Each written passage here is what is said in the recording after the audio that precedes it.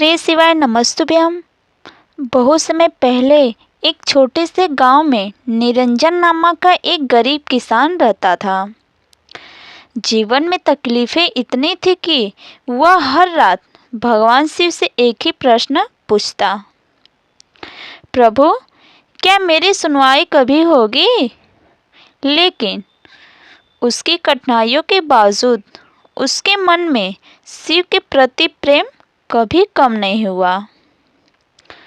हर सुबह वह नदी के किनारे बैठकर मिट्टी का छोटा सा शिवलिंग बनाता और मन से प्रार्थना करता, भोलेनाथ बस मुझे शक्ति दीजिए, मैं हार नहीं मानूंगा।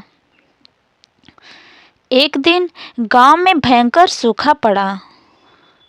खेत सूख गए, जानवर प्यास से मरने लगे और लोग गांव छोड़कर जाने लगे। निरंजन के पास न धन था न साधन, पर श्रद्धा अटूट थी। उसने कहा, अगर कोई सुनेगा तो मेरे भोलेनाथ ही सुनेंगे। उस रात वह शिवालय गया। दीपक की लौ मदम थी, मंदिर शांत था।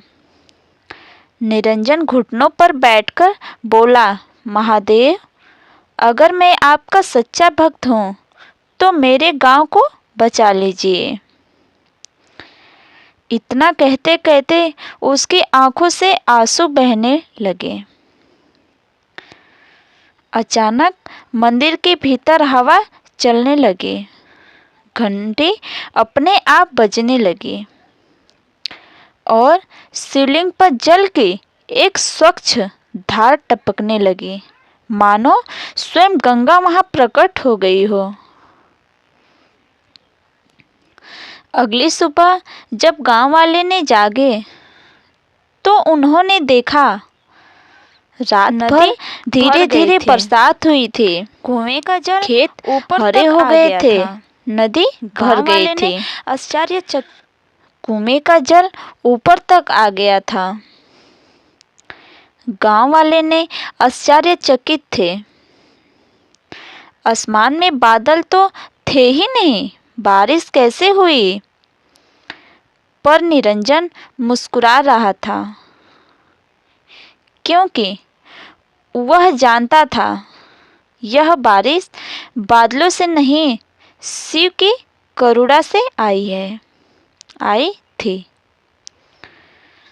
गांव वालों ने निरंजन से पूछा, भाई क्या तुमने कोई चमत्कार किया। उसने सिर झुकाकर कहा, नहीं, मैंने बस अपने भगवान को पुकारा था। सुना उन्होंने है।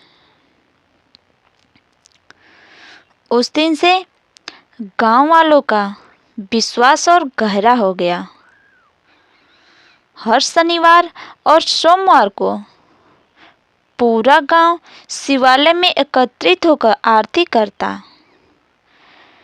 निरंजन की भक्ति ने पूरे गांव के जीवन को बदल दिया। इस भक्ति का संदेश क्या है, इस कहानी का संदेश क्या है।